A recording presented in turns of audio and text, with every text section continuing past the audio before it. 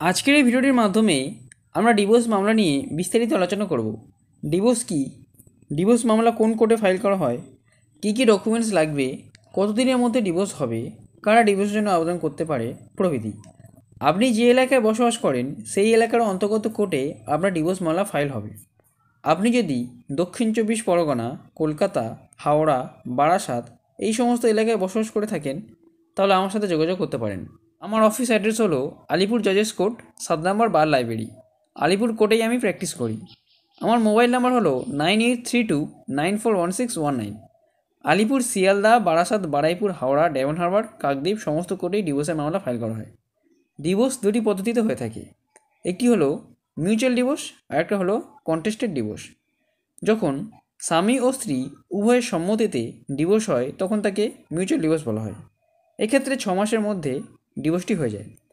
এই ক্ষেত্রে ডকুমেন্টস হিসেবে লাগে স্বামী ও স্ত্রী আধার কার্ডের জেরক্স, স্বামী ও স্ত্রীর উভয়ের একটি পাসপোর্ট সাইজ ফটো ও ম্যারেজ সার্টিফিকেটের জেরক্স।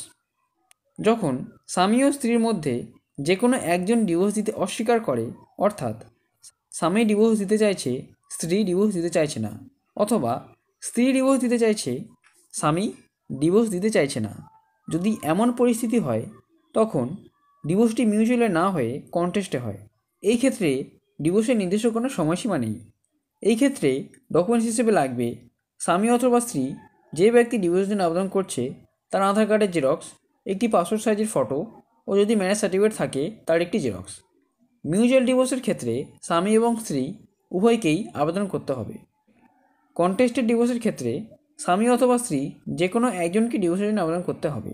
উভয় ডিভোর্সের ক্ষেত্রে আপনারা বিয়ের 1 বছর পর ডিভোর্সের জন্য আবেদন করতে পারেন।